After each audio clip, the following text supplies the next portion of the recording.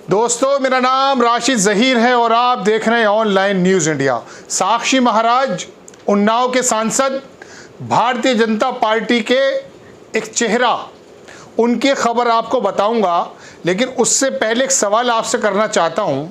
और अपनी याददाश्त पर अगर आप जोर डालें तो क्या आपको पिछले 8-10 सालों में, 5 सालों में, 15 सालों में कहीं ऐसा लगा है कि किसी विशेष समुदाय की भीड़ इकट्ठी हुई और उसने किसी हिंदू मोहल्ले में जाकर, समाज पर जाकर एक बहुत बड़ा नरसंहार कर दिया हो? ऐसा कहीं आपको याद पड़ता है तो बताइए। नहीं याद पड़ता तो मैं खबर सुनाता हूँ। चूँकि ये खबर इसी बात से जुड़ी हुई है। साक्षी महाराज और भारतीय जनता पार्टी के नेता या पर्टिकुलर छोटे छोटे समुदाय यानी कि जो संगठन है, वो इस तरह की हरकतें और इस तरह का माहौल बना चुके हैं दर्शकों देश के अंदर कि उन्होंने जो बहुसंख्यक वर्ग है, हिंदू समाज है, उसको ये बता दिया है कि उसामा बिन लादेन शायद आने वाला है। मुस्लिमों के रूप में आपके ऊपर हमला हो जाएगा, आपकी संस्कृति, आपका धर्म और आपका समाज, ये सब जो है नष्ट हो जाएगा। मुझे याद नहीं पड़ता 10-15 सालों में, 20 सालों में कोई ऐसा नरसंहार किया गया हो कि अफ़गानिस्तान के लोग आए हों या विशेष समुदाय के लोग इकट्ठे होकर आ गए हों। अलबत्ता इसकी दूसरी तस्वीर ज़रूर है। साक्षी महाराज के विवादित बोल, आपको अखबार की कटिंग दिखाता हूँ। हिंदुओं को सलाह दी है उन्होंने। क्या सलाह दी है वो देखिए कि भीड़ से बचने के लिए घर में तीर कमान, कोल्ड ड्रिंक की बोतलें रखें। कोल्ड ड्रिंक की बोतलें ये पीने के लिए नहीं कह रहे हैं। इनका जो आशय है, आगे खबर में आपको पढ़कर सुनाऊंगा, वो मकसद ये है कि अगर भीड़ इकट्ठी होकर आ जाती है किसी विशेष समुदाय की, तो आप तीर कमान से उनका मुकाबला कीजिएगा और बोतलें मारिएगा। आगे लिखते हैं, भाजपा सांसद साक्षी महाराज एक बार फिर सुर्खियों में हैं। उन्होंने अपने फेसबुक अकाउंट पर एक फ़ोटो पोस्ट की। इसमें उन्होंने लिखा कि अचानक आई भीड़ से बचने के लिए हिंदू घर में कोल्ड ड्रिंक की बोतलों की एक पेटी और एक ओरिजिनल तीर कमान रखे। ओरिजिनल तीर कमान, शायद ओरिजिनल कौन सा होता मुझे तो खबर नहीं। किसी भी घटना से बचाने के लिए पुलिस नहीं आएगी, पुलिस बाद में लाठी पीटने आएगी और जाँच चलती रहेगी।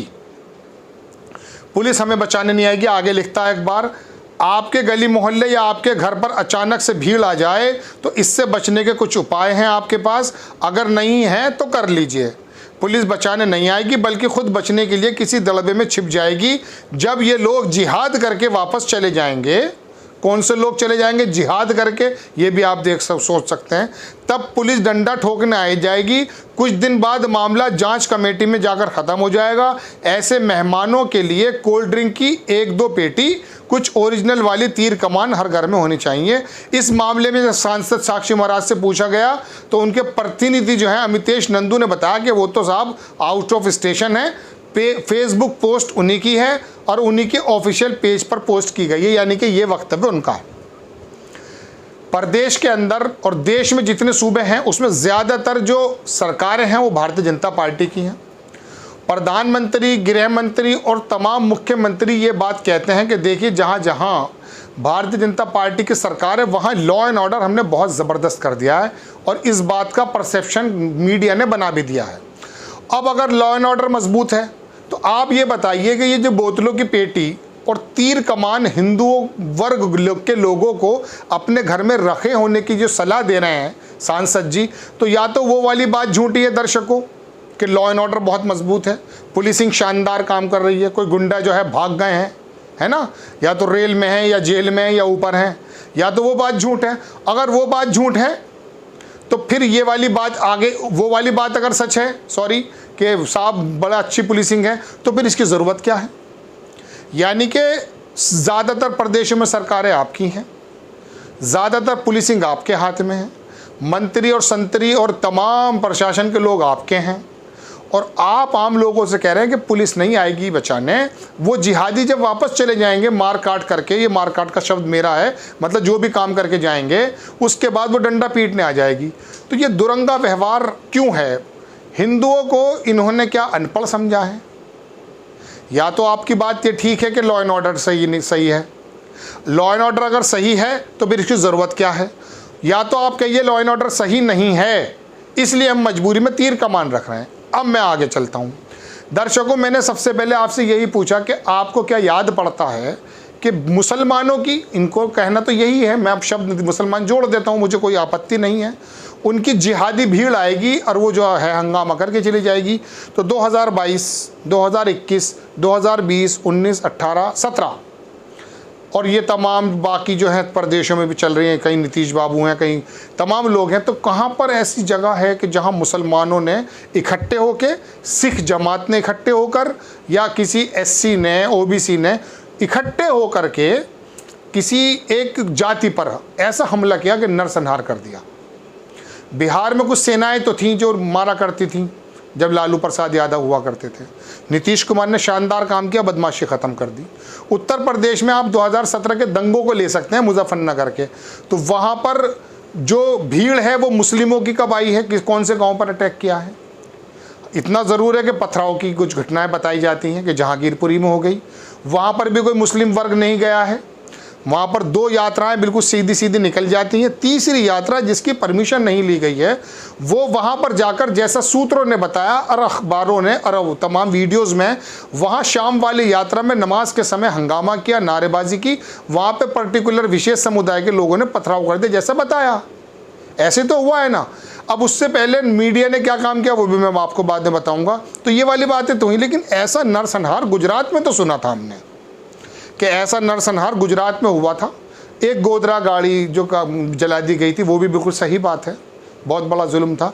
उसका जो फिर एक्शन का रिएक्शन हुआ, गुजरात में कितने हज़ार विशेष समुदाय के लोग मार दिए गए, कौन से लोग आए तो हमें याद नहीं पड़ता। हाँ, एक बॉम्बे की घटना याद है जब वहाँ पर वो बम कांड हुआ था, दाऊद इब्राहिम जिसमें वांछित है, जहाँ प्रधानमंत्री जी बिरयानी तो खाकर आए, लेकिन उस नवाज शरीफ से ये नहीं कहा कि इसे दाऊद को भी यहाँ भेज दीजिए। UN की तरफ से भी भगोड़ा घोषित है और आतंकवादी घोषित है। बहरहाल छोड़ो।